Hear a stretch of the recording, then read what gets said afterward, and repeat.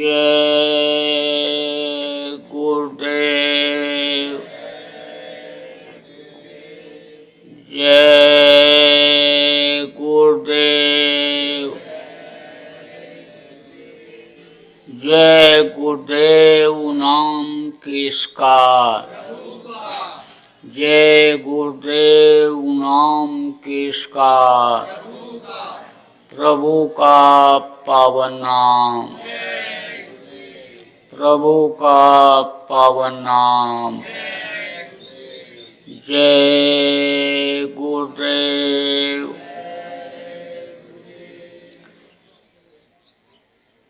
गुरुदेव तुम्हारे चरणों में शतकोटि प्रणाम हमारा है। तुम्हारे चरणों में शतकोटि प्रणाम हमारा है। मेरी नैया पार लगा देना, कितनों को पार उतारा है। मेरी नैया पार लगा देना, कितनों को पार उतारा है। मैं बालक बुध तुम्हारा हूँ, तुम समर्थ पिता हमारे हो। मैं बालक बुध तुम्हारा हूँ, तुम समर्थ पिता हमारे हो। मुझे अपनी गोद बिठा लेना, दाता लो भुजा पसारा है। मुझे अपनी गोद बिठा लेना, दाता लो भुजा पसारा है। यद्यपि संसारी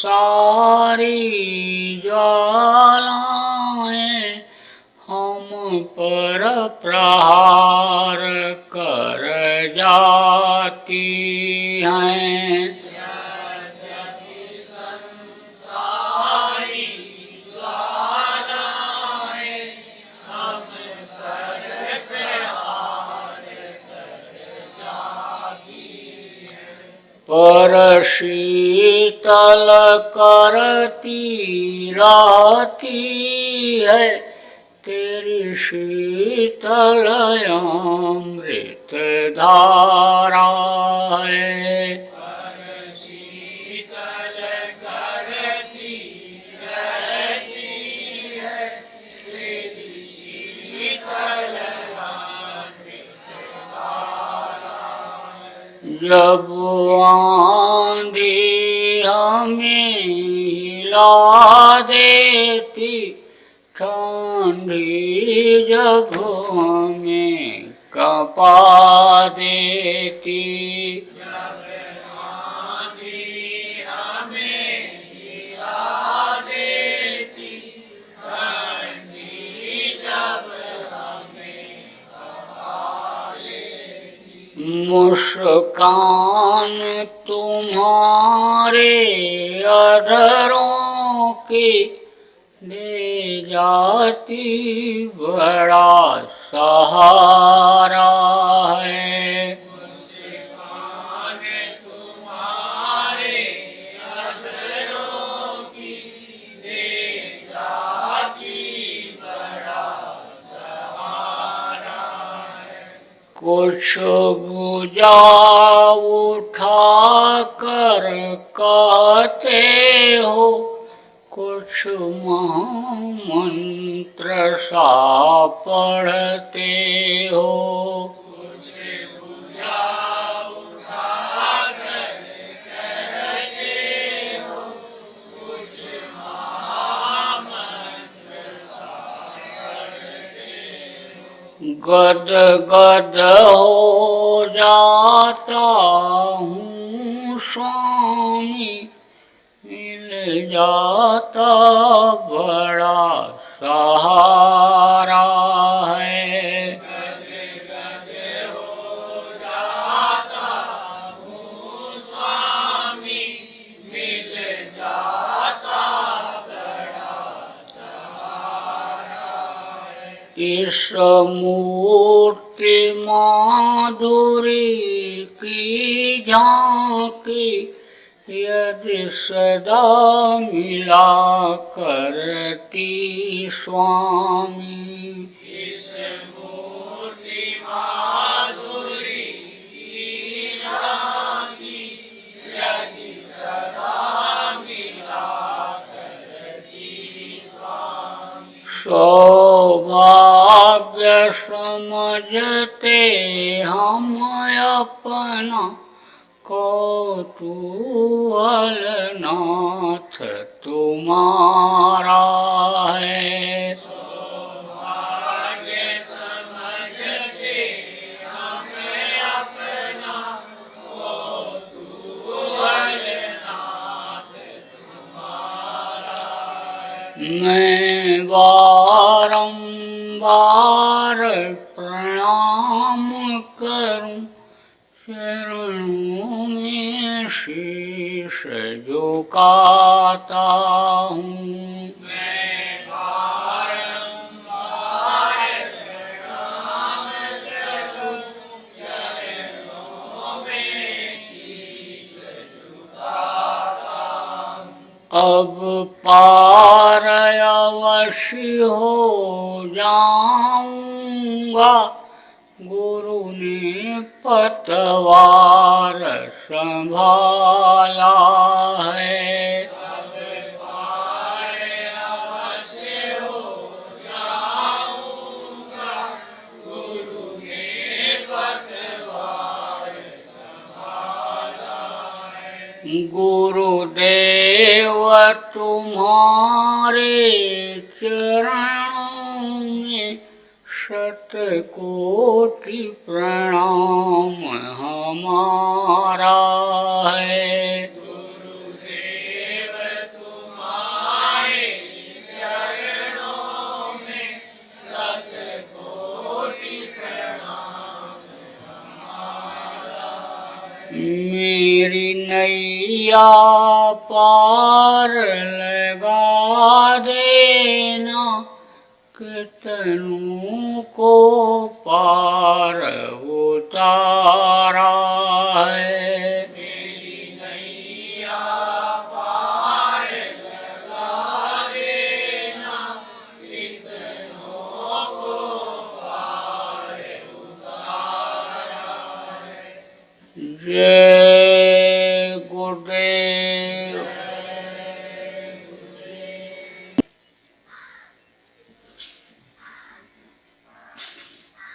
सर्वसमर्थ सर्वतृष्णीय परम पूज्य गुरु जी महाराज, उपस्थित सभी सत्संगी, धर्म प्रेमी बच्चे एवं बच्चियों, गुरु महाराज की अपार दया मेहर हुई और आज 21 जनवरी 2018 को बाबा जय गुरुदेव आश्रम श्रीरंगपट्टनम पर आप लोगों का सत्संग के माध्यम से दर्शन का अवसर मिला। जब उस मालिक की दया मेहरबानी होती है तब जीवन में ऐसा अवसर मिलता है कि सत्संग की बातें कहीं और सुनी जाती हैं। कथा प्रवचन तो जगह जगह पर होता रहता है, लेकिन इस समय कलयुग में सत्संग बिरले ही जगह पर होता है, कुछ कम सुनने को ही मिलता है। इसीलिए यह दुखों का संसार, दुखों का सागर बन रहा है।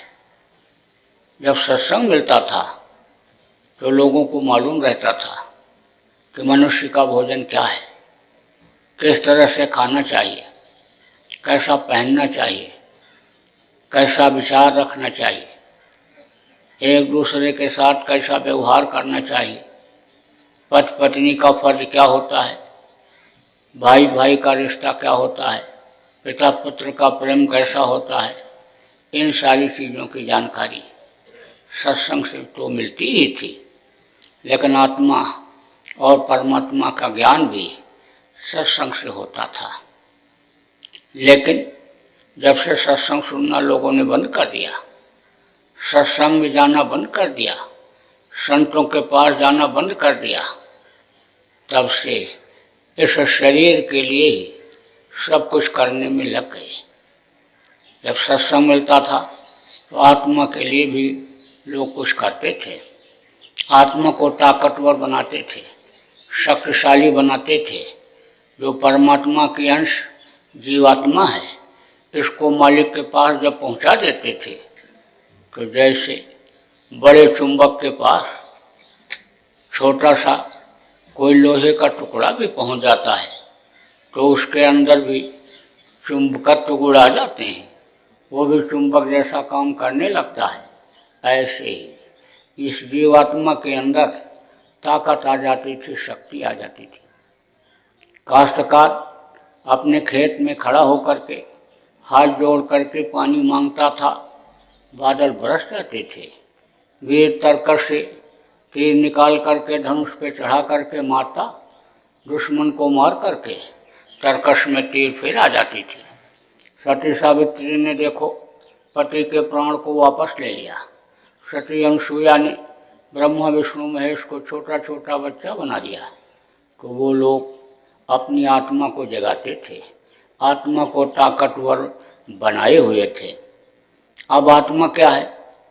देखो, इस वक्त पर आप यहाँ बैठे हुए हो, आपके शरीर में अभी सुई चुभोया जाए तो खून निकलेगा, रोगे, छुरा भोंप दिया जाए, चिल्लाने लगोगे। लेकिन आत्मा निकल गई तो शरीर के टुकड़े टुकड़े काट दो, कुछ पता नहीं चलता है। तो ये जो ज्ञान कराती है, बोध कराती है, शरीर को गर्मी ठंडी का एहसास कराती है, यही परमात्मा की अंश जीवात्मा है। वास्तव में यह मनुष्य शरीर जीवात्मा के कल्याण के लिए, नरक 84 से छुटकारा पाने के लिए अन्य उस मालिक परमात्मा ने हमको आपको मांगने पर दिया था। जब माँ के पेट में थे, उल्टे टंगे हुए थे, टट्टी पेशाब मांस के लोथड़े मुंह में भरे हुए थे, जब माँ के पेट की आग तपा रही थी तो उस समय पर उस मालिक से, भगवान से यही प्रार्थना करते रहे, प्रभु बाहर निकालो, बाहर निकालो। बाहर निकल करके दिन रात भजन करूँगा, समर्थ गुरु को खोजूँगा, उनसे रास्ता ले करके और अपनी जीवात्मा का कल्याण करूँगा। फिर इस माँ के पेट रूपी दोजख में, नरक में कभी भी नहीं आऊँगा। लेकिन माँ के पेट से बाहर निकलने के बाद अनि वो वादा भूल गया। जो कुछ भी माँ के पेट में दिखाई पड़ता था, देवी देवता दिखाई पड़ते थे, स्वर्ग वैकुंठ दिखाई पड़ता था, मालिक का दर्शन होता था, बाहर निकलते ही पर्दा पड़ गया और देखना बंद हो गया। तो बाहर वादा गया भूल। बड़े हुए, पढ़ने लिखने लगे, शादी ब्याह हो गया, बाल बच्चे हो गए, खेती नौकरी, दुकान दफ्तर के काम में फंस गए। वादा किसी को याद आ रहा है? वादा कब याद आता है? जब सत्संग मिलता है, जब जानकारी होती है हर चीज़ की, और जब आदमी खाओ पियो मौज करो, मस्ती करो। तो उसी तरह से जैसे पशु और पक्षी खाते हैं, बच्चा पैदा करते हैं और इस दुनिया संसार से चले जाते हैं, ऐसे आदमी इंसान भी यानी समझ लो चला जाता है। अब आपको तो मैं आगे बताऊंगा कि कहाँ जाता है जो इस चीज़ को नहीं समझ पाता है कि मनुष्य शरीर भगवान के भजन के लिए मिला, जीवात्मा के कल्याण के लिए मिला, खुदा के इबादत के लिए मिला, और खाने पीने मौज मस्ती में ही यानी इसको निकाल दे रहा है, उसको तो मतलब यह है कि नरको 84 में झेलना पड़ता है। अब आपको आज सत्संग के दिन यह सत्संग सुनते समय यानी याद करना है कि भाई हमने इस मनुष्य शरीर को मांगा था भजन के लिए, इबादत के लिए, और ये चीज़ याद रखना है। तो सबसे पहला पाठ तो यही है कि इसको आप याद करो, भूलो नहीं। अभी तक तो आप भूले हुए थे बहुत से लोग, और दुनिया वाले भी भूल जाते हैं। कभी कभी याद आता है जब किसी मुर्दा को जलवाने के लिए, गड़वाने के लिए शमशान घाट पर जाते हैं, जब तक मुर्दा जलाने की तैयारी होती है, वहाँ पर बैठ कर के लोग अच्छी अच्छी बातें करते हैं। कहते हैं क्या गया बेचारे के साथ, सब कुछ यहीं छूट गया, नंगा रह करके, भूखा रह करके धन कमाया, मकान बनाया, बाल बच्चों को पढ़ाया लिखाया, रोजी रोजगार में लगाया, धन, पुत्र, परिवार, मान, प्रतिष्ठा, वैभव सब कुछ होते हुए कोई भी चीज साथ नहीं गई, हंसा अकेले उड़ गया। तो बगल में जो आदमी बैठा रहता है कहता है भाई साहब यही हाल एक दिन सबका होगा, यह शमशान घाट है, शमशान भूमि है, यहाँ एक दिन सबको आना पड़ेगा, चाहे राजा हूँ, चाहे रंक हूँ, चाहे फकीर हूँ, सबको यह शमशान घाट एक दिन बुलाएगा। तीसरा कहता है भाई दुनिया की यही गति है, यह मृतलोक है, यहाँ का ये नियम है, जो पेड़ फलता है वो झड़ता है, जो आग जलती है वो बुझती है, यहाँ पर जो भी अन्न पैदा होता है वो मरता है।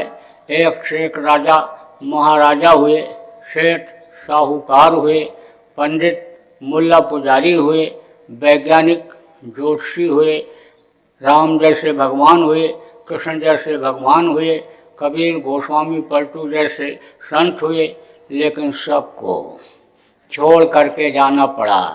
दुनिया की यही गति है। लेकिन भाई यानी यह भी है कि कुछ वहाँ के लिए भी करना चाहिए। जब तक यानी सांस चल रहा है, यानी शरीर है, तब तक कुछ वहाँ के लिए भी अपनी जगह बनानी चाहिए कि शरीर छोड़ करके, दुनिया छोड़ करके, दुनिया की कमाई हुई चीज़ों को छोड़ करके जब हम जाएं तो वहाँ कोई दौलत मिल जाए, वहाँ कोई यानी घर मकान स्थान मिल जाए, जब यहाँ कुछ ही बंगला छोड़ करके जाएं तो वहाँ भी रहने का वतन मिल जाए, तो कुछ वहाँ के लिए भी करना चाहिए। अब नौजवान तो बैठा सुनता रहता है, बोलता कुछ नहीं, लेकिन अंदर अंदर ढूंढता है, अंदर अंदर सोचता है कि बात तो ये सब लोग सही कह रहे हैं, लेकिन अभी तो हमारी खाने पीने मौज मस्ती की उम्र है, बुढ़ापे में भजन किया जाएगा, चले जाएंगे कहीं तीर्थ स्थान पर कुटिया बनाकर वहीं रहने लग जाएंगे। अभी तो हमारे बच्चे छोटे छोटे हैं, घर मकान बना नहीं है, गृहस्थी कच्ची है, घर मकान बना दें, नौकरी काम में बच्चों को लगा दें, सब जब गृहस्थी सेट हो जाए तो फिर तो हम इसी काम में लग जाएंगे। बस शमशान घाट से लौट करके आता है और गृहस्थी को सेट करने लगता है। तो आज तक किसी की गृहस्थी सेट हुई? जितने ही सुलझाता है उतना ही उलझता चला जाता है। इस कदर फंसता है कि जैसे एक कटोरे में आप शहद रख दो, एक मक्खी आती है, कटोरे के ऊपर बैठ करके शहद को खा करके उड़ करके चली जाती है। दूसरी मक्खी आती है, कटोरे में कूद पड़ती है, पेट भर के शहद खाती है, लेकिन पंख फट जाते हैं, निकल नहीं पाती है, ऐसे ही फंस जाता है। गृहस्थी को कहते हैं क्या करें, गृहस्थी ने पकड़ रखा है, ये हमको छोड़ नहीं रही है। अरे गृहस्थी ने पकड़ करके रखा है कि आपने गृहस्थी को पकड़ लिया है? अरे देखो, तोता होता ना, तोता पीला पीला होता है, बहुत से लोग पिंजरे में बंद करके रखते हैं। तोता को जो चीज याद करा दो, रटा दो, वही रटता रहता है। तो तोता पकड़ने वाले क्या करते हैं, घेरे बनाते हैं और पेड़ पर से बांध देते हैं। तो तोता समझता है कि यह फल है, तो खाने के लिए उस पर ऐसे पैर रखता है कि इसी पर बैठ करके खाएं। बस जैसे एक पैर रखेगा बस घेरी घूम जाएगी, और जैसे घूमेगी बस तैसे दोनों पैर से उसको घेरी को पकड़ लेता है। अब पकड़ करके ऐसे लटक जाता है, तो कहता है घेरी ने हमको पकड़ लिया।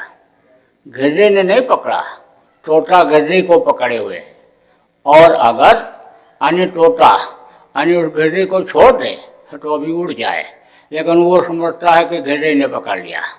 अब वो उसको छोड़ता नहीं और बस हो जाता है शिकारी और तोते को पकड़ लेता है। ऐसे ही गृहस्थी को अन्य पकड़ लेते हैं लोग, उस मालिक पर से विश्वास को हटा देते हैं कि जो पैदा होने के पहले माँ के स्तन में दूध भर देता है।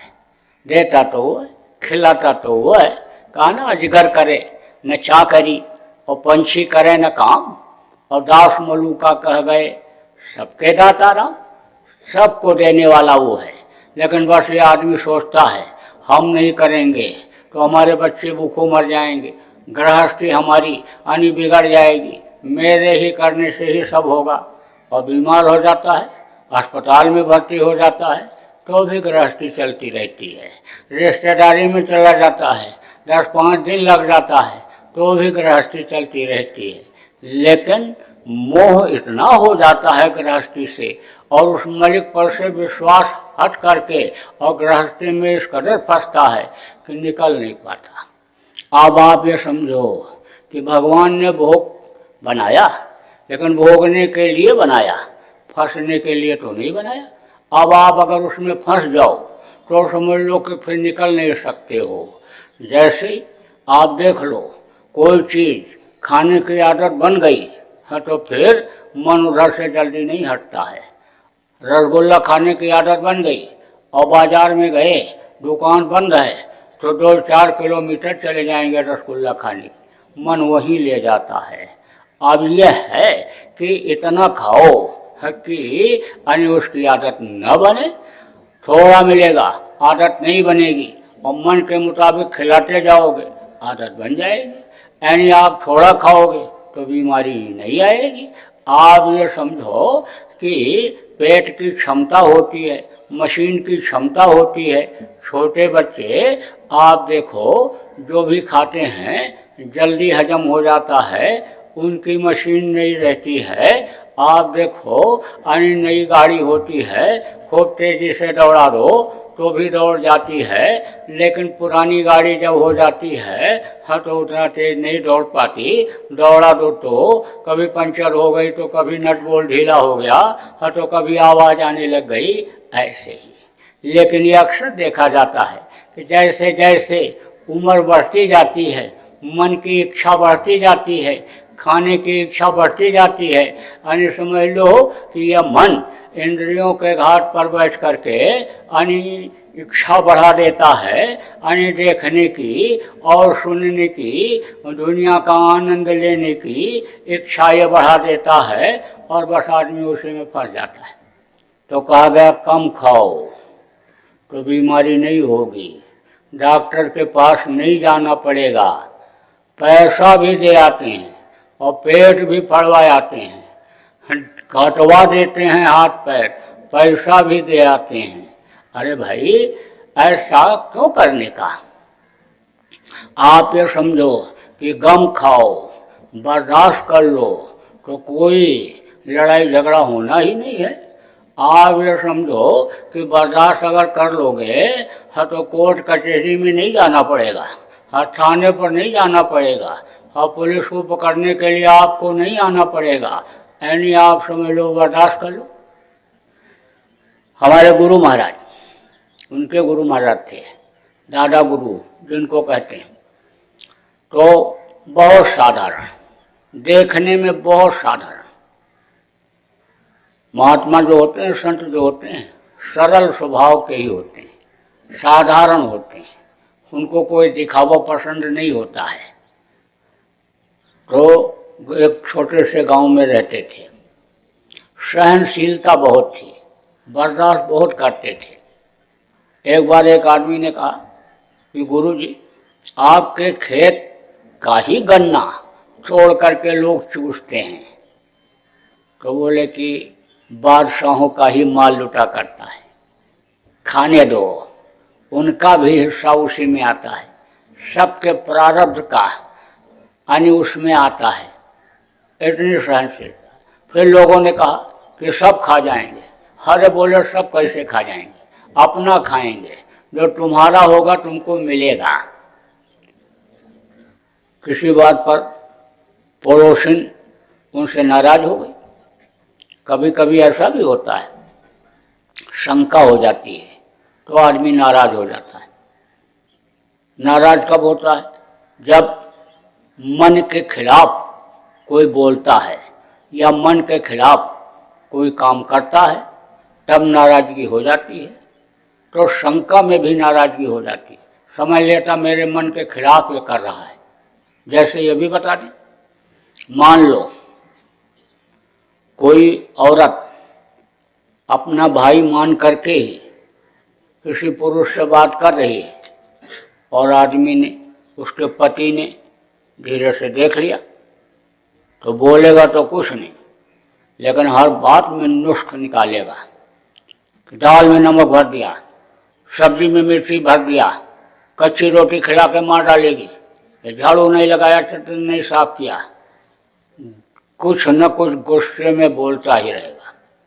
और वो भी अगर कुछ बोल देगी तो फिर घोषम घोषा मार काट शुरू हो जाएगा, यानी मल युद्ध चालू हो जाएगा, लड़ाई मल युद्ध हो जाएगी। पहले बात की लड़ाई होगी और फिर शरीर से मारपीट होगी, लड़ाई होगी, और फिर कोर्ट कचहरी में लड़ाई चालू हो जाएगी, दहेज का मुकदमा चालू हो जाएगा, तलाक का मुकदमा चालू हो जाएगा। अब आप ये समझो, शंका ही तो हो गई। शंका का समाधान करना चाहिए।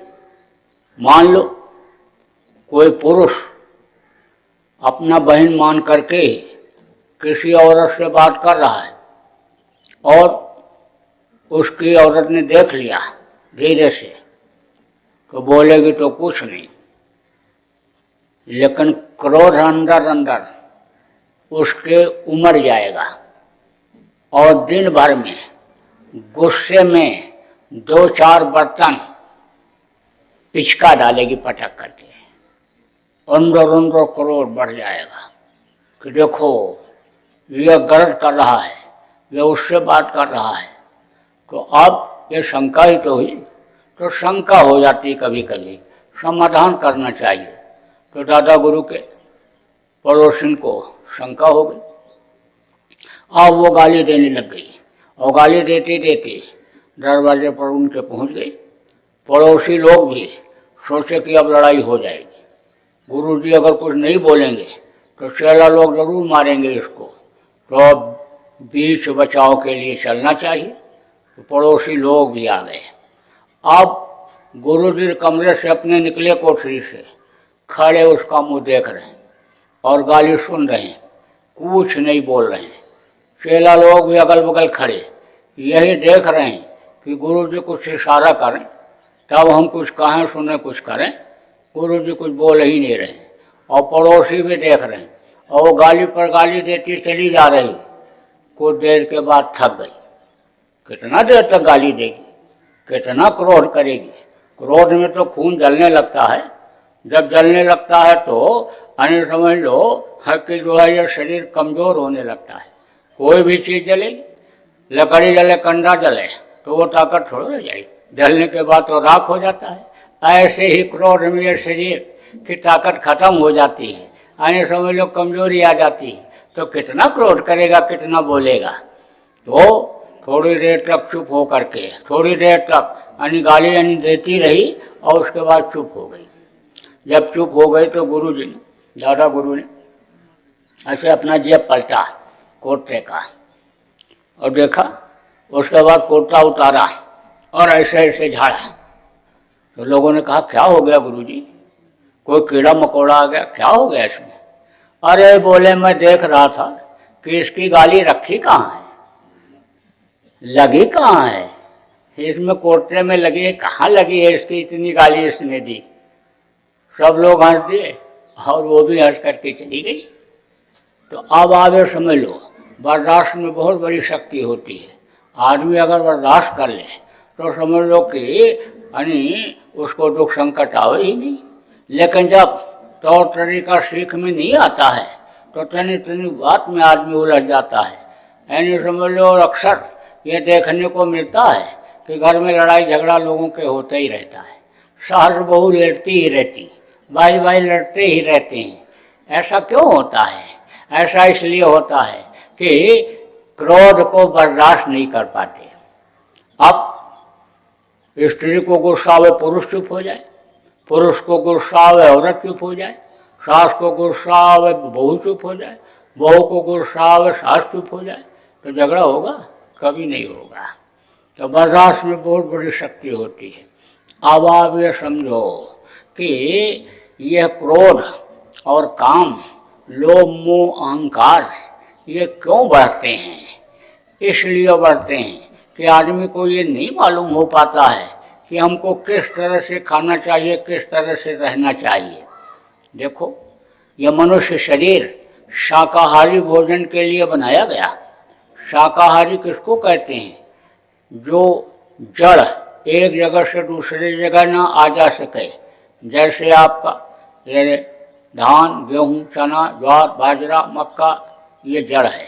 ये अन्य फल ये सब जितने हैं ये जड़ हैं, ये पेड़ हैं, एक जगह से जा नहीं सकते हैं दूसरी जगह।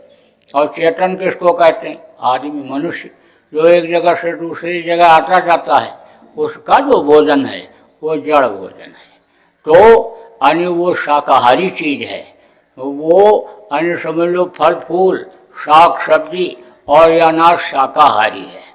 मांसाहारी क्या है?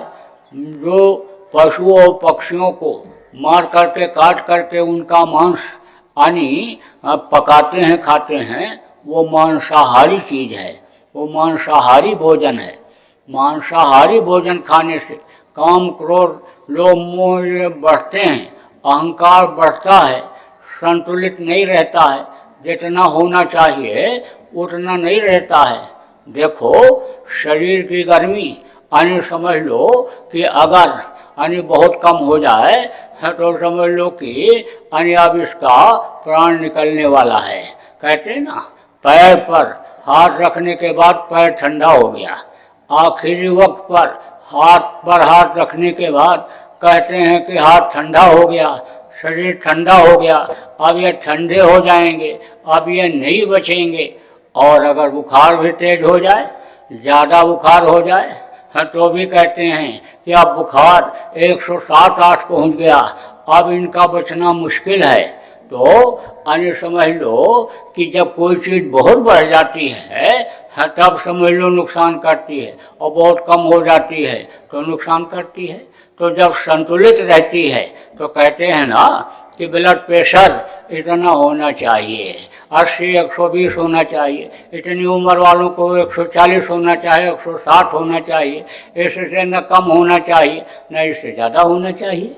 तो ब्लड प्रेशर यानी क्यों बढ़ता है? देखो, गरिष्ठ चीज जब आप खाते हो, कोई यानी तो यानी दिमाग काम नहीं करता है, बुद्धि काम नहीं करती है, डॉक्टर के पास जाते हो, कहते हो चक्कर आ रहा है, मालूम पड़ता गिर जाऊंगा, दिमाग नहीं काम कर रहा है, तब वो पट्टा बांध करके देखता है और कहता ब्लड प्रेशर हाई हो गया। आप जो चीज़ खाए उससे खून बना और खून का असर बुद्धि पर पड़ा तो दिमाग काम नहीं कर रहा है। ऐसे ही जानवरों का मांस जब शरीर के अंदर आता है तो समझ लो ये जो खून है ये बेमेल हो जाता है, और खून जब बेमेल हो जाता है तब उसका काम यानी ठीक से शरीर के ऊपर यानी नहीं हो पाता है। देखो, किसी के अंदर खून की कमी जब हो जाती है तो खून चढ़ाने से पहले डॉक्टर लोग टेस्ट करते हैं, तो कहते हैं कि ये खून नहीं मिल रहा है, ग्रुप नहीं मिल रहा है, इसका खून और इसमें अंतर है, तो खून नहीं चढ़ाते हैं। अब आप ये समझ लो कि एक ही माँ बाप के बेटा एक ही रजबीर से आने समझ लो उनका शरीर बना, पालन पोषण हुआ, लेकिन खून नहीं मिलता है तो खून बेमेल हो जाता है। तो आजकल ये जो बीमारियां हैं ज़्यादातर हो रही हैं, ये बेमेल खून की वजह से हो रही, खान पान की खराबी की वजह से हो रही। इसलिए हमेशा शाकाहारी भोजन खाना चाहिए। शाकाहारी भोजन खाओगे तो कभी दिल दिमाग बुद्धि काम नहीं करेगी, पशुओं जैसी कोई बुद्धि नहीं होगी। आप देखो जानवरों जैसी कोई बुद्धि नहीं होगी। आप देखो एक कमरे में आप 4 बैल बंद कर दो, एक कमरे में 4 कुत्ता बंद कर दो, बैल वाले कमरे में आप घास डाल दो, रात भर आराम से खाएंगे, जुगाली करेंगे, गोबर करेंगे, सुबह दरवाज़ा खोलोगे आराम से निकल जाएंगे। दूसरे कमरे में जिसमें कुत्ता बंद करोगे आप रोटी डाल दो, खाएंगे भी और रात भर भूखेंगे, एक दूसरे को नोचेंगे। सुबह जब दरवाज़ा खोलोगे किसी का पूंछ कटा हुआ, किसी का पैर से खून निकलता हुआ निकलेंगे। क्यों? क्योंकि खून गर्म जब हो जाता है बर्दाश्त नहीं कर पाते हैं तो एक दूसरे को नोचते हैं। खून का ही तो असर है। इसलिए भाई बताया जा रहा है कि शाकाहारी भोजन करो, नहीं तो बुद्धि खराब जब होगी तो मेहनत और ईमानदारी की कमाई नहीं कर पाओगे। कहते हैं ना कि यह बुद्धिहीन है, इसकी बुद्धि कमज़ोर है, कितना भी इसको समझाओ समझ में नहीं आता है, कितना भी इसको काम धंधा करा दो लेकिन यह कामयाब नहीं होता है। ये तो उसका क्या कारण है? कारण यही है कि उसका जो दिमाग यानी है वो कमज़ोर इसलिए हुआ कि रक्त उसका ठीक से नहीं बन पाया। जरूर कहीं पर परहेजी हुई होगी, इस समय पर उसके जीवन में पैदा होने के बाद हुई होगी, और या तो माँ के पेट में भी हुई होगी। माँ से कोई गलती ऐसी बनी होगी कि जिससे उसका रक्त इतना बढ़िया नहीं बन पाया होगा कि जिससे उसकी बुद्धि यहाँ पर सही रहे। जो माताएं यानी पूजा पाठ करती रहती हैं, सुमिरन ध्यान करती रहती हैं, उनके बच्चे पेट में पलने वाले बढ़िया से पल जाते हैं। जो सच्चाई पर रहती हैं, जो हिंसा हत्या नहीं करती हैं, जो ईमानदारी रखती हैं, जो सेवा करती रहती हैं, परोपकार करती रहती हैं, उनके बच्चे बढ़िया से पल करके बुद्धिमान पैदा होते हैं। और नहीं तो कहते हैं कि एक बच्चा ये इसका दिमाग बहुत तेज है, बुद्धि तेज है, और दूसरे को कहते हैं कमज़ोर है, इसका दिमाग काम नहीं करता है। तो अब आप ये समझो कि मेहनत और ईमानदारी का वो अन्य समझ लो काम नहीं कर सकता। तो मेहनत और ईमानदारी से जब काम नहीं होता है तो बरकत ख़त्म हो जाती है। फिर अन्य समझ लो कि परेशानी झेलता है। आमदनी देखने में बहुत होती है लेकिन पूरा नहीं पड़ता है, हाय हत्या लगी रहती है। माँ बहन बहू बेटी की पहचान भी आँखों से ख़त्म हो जाती है, तो अन्य समझ लो कि दुख झेलता है। देखो, जब जब माँ बहन बहू बेटी की पहचान आँखों से ख़त्म हुई तभी देखो लड़ाइयाँ हुई हैं, मार काट हुआ है। देखो त्रेता में यही तो हुआ था। नाश होने का कारण क्या था? यही था। द्वापर में देखो 11 अक्षौणी सेना खत्म हुई महाभारत में, उसका क्या कारण था? तो कारण का पता लगाना चाहिए, कारण का उपाय बताना चाहिए। जो कारण पता लगाता है, कारण का उपाय बताता है, यानी उसकी बातों का प्रभाव पड़ता है। तो सत्संग में ये बातें बताई जाती हैं कि भाई तुमसे गलती बननी नहीं चाहिए, और गलती अगर बन भी गई तो तुम नरक से बच जाओ, क्योंकि पाप जो करता है वो नरकों में जाता है, पुण्य करता है स्वर्ग वैकुंठ में जाता है। तो जो पाप बन गया वो क्षमा कैसे होगा, वो उसकी माफ़ी कैसे होगी, ये चीज़ भी सत्संग में बताई जाती है। उससे क्या होता है कि आदमी गलती जो कर डालता है उसकी माफ़ी हो जाती, क्षमा हो जाता है, और फिर उसका काम बन जाता है। तो मोटी बात आप ये समझो कि यह मनुष्य शरीर जो आपको उस मालिक परमात्मा ने दया करके आपके दिन रात मांगने पर दिया है, यह दोबारा फिर मिलने वाला नहीं है।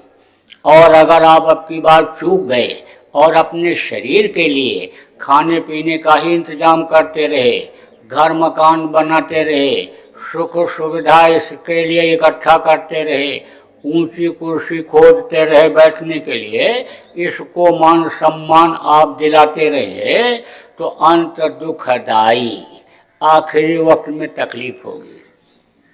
आखिरी वक्त में फिर यमराज के दूत खाली कराते हैं। हथौड़ी मुकद्दर मशाल लेकर के जब आते हैं तो 2 मिनट का भी समय नहीं देते, आवाज़ लगाते हैं, जल्दी करो, खाली करो, समय हो गया। उनकी आवाज़ सुनते ही हड्डी हड्डी टूटने लगती है, आवाज़ सुन करके ही दर्द हो जाता है, कान फट जाता है। देखो कोई आदमी कहीं जा रहा है और पटाखा जोर से बोला तो फट से कान में उंगली लगाता है, पर्दा न फट जाए, वहाँ तक असर जाता है तेज आवाज़ का, पटाखा फटने का।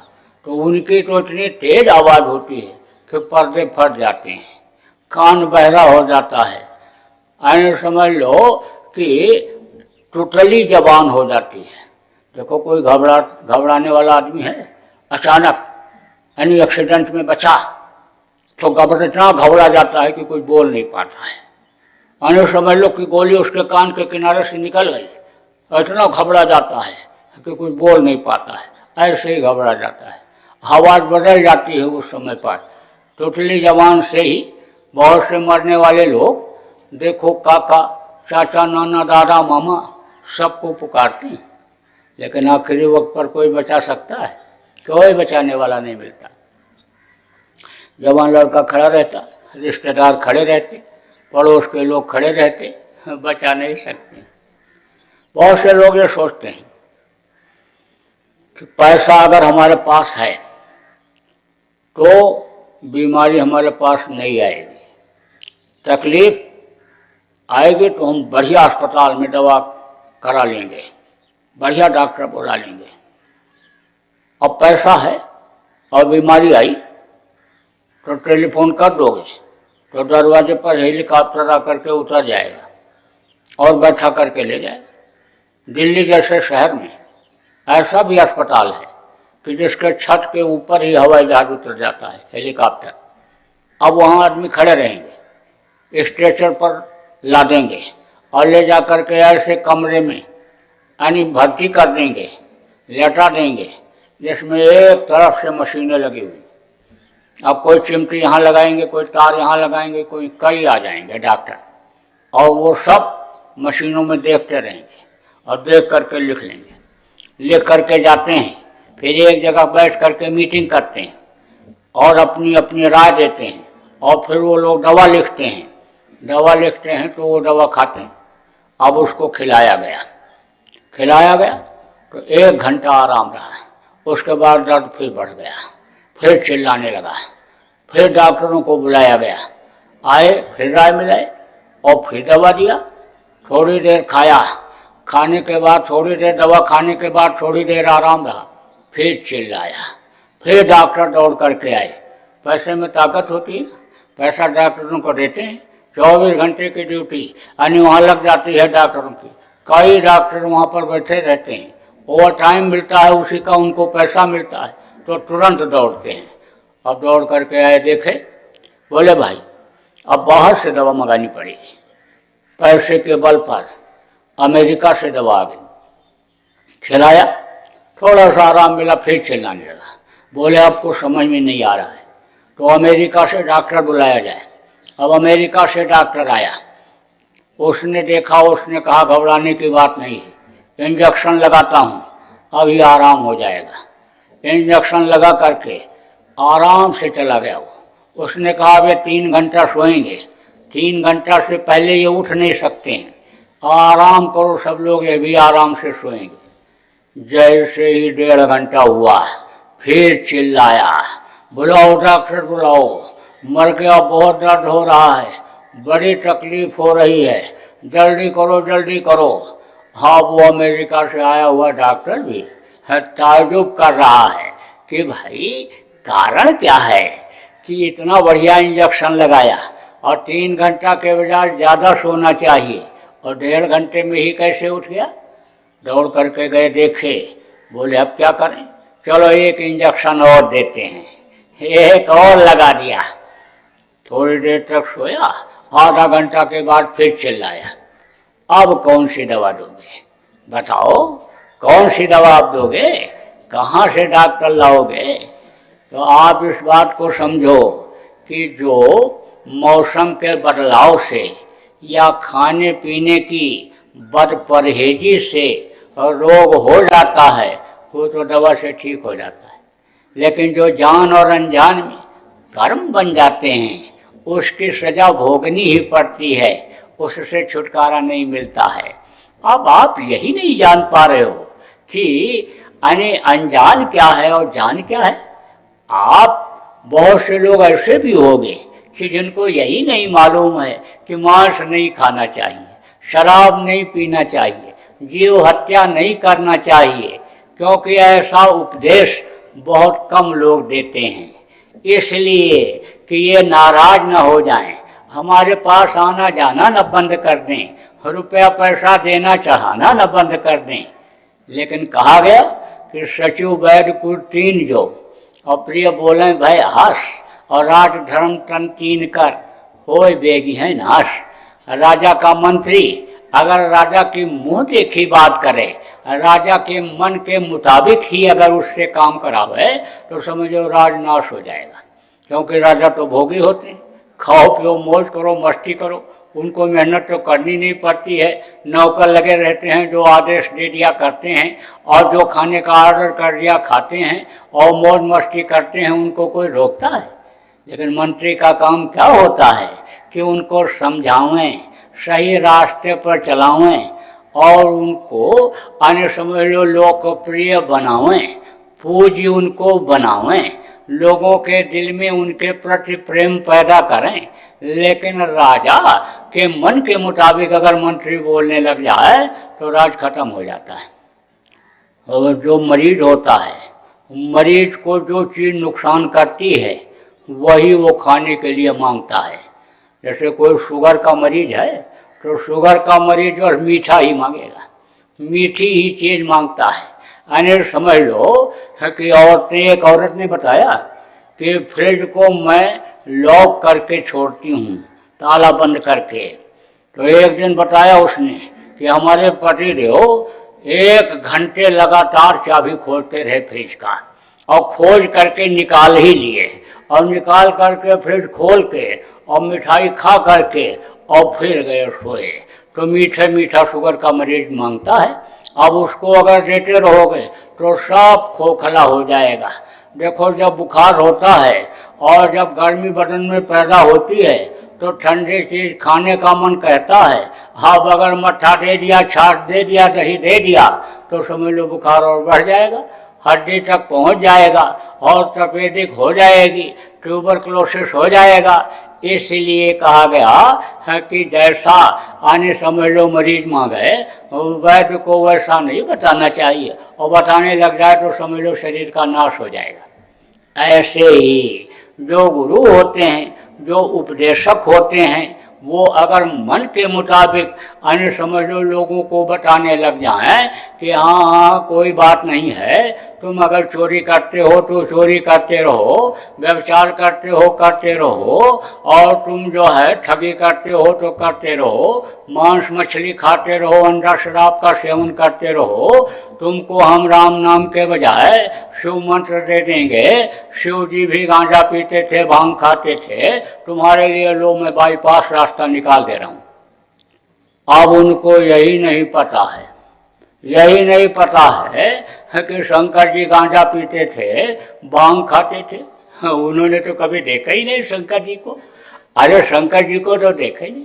शंकर जी की तो मूर्ति बना करके, जिसको देखा भी नहीं, दो बार सुना भी नहीं, उनकी मूर्ति बना करके और मान्यता दे देते हैं यह शंकर जी। शंकर जी तो कभी भी गांजा भांग पिए ही नहीं। वो तो गंजेड़ियों ने गांजा की चिलम भरने के बाद बम बम बोल करके उनको बदनाम कर दिया। तो भाई हमको तो ये काम नहीं करना है, हमको तो बताना है। अब आप ये समझ लो कि पैर में अगर आपके फोड़ा हो गया तो अन्य समझ लो उस पर मलहम लगाने के लिए कोई बता दे तो मलहम ऊपर लगेगा, लेकिन अंदर अंदर मवाद बढ़ता जाएगा और हड्डी तक वो पहुंच जाएगा और फिर वही पैर काटना पड़ जाएगा, नासूर बन जाएगा। जैसे ही फोड़ा पैर में हुआ तो दर्द तो उस समय पर होगा, पकड़ लोगे और फोड़ा को कटवा दोगे और दवा भरवा दोगे तो नासूर तो नहीं बनेगा। ऐसे समझ लो पैर काटना तो नहीं पड़ेगा। इसलिए ये बातें आपको सब बताई जा रही, आपको सही बात सब बताई जाएगी, झूठ एक बात भी नहीं बताई जाएगी। मान जाओगे अगर मेरी बात को, अपना लोगे अगर मेरी बात को, तो आप सुखी रहोगे, यहाँ भी सुख का अनुभव करोगे और शरीर छूटने के बाद फिर आपको यमराज के सामने पेश नहीं होना पड़ेगा। क्यों? क्योंकि शरीर छूटने के बाद अन्य लोगों को यमराज के सामने पेश होना पड़ता है। कर्मों की सजा अन्य वहीं से अन्य दी जाती है।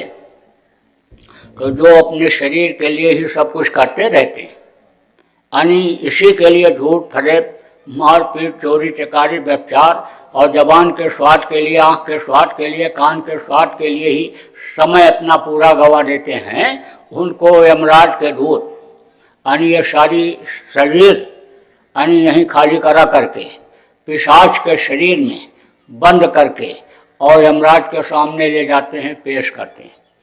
तो उसके पास सारा खाका होता है, जीवन का बचपन से लेकर के और बुढ़ापे तक जितना भी अच्छा बुरा किया सब का रिकॉर्ड होता है उसके पास। बहुत से लोग कहते हैं आंख बचा करके गलत काम कर लो, क्या कहीं कोई देख रहा है?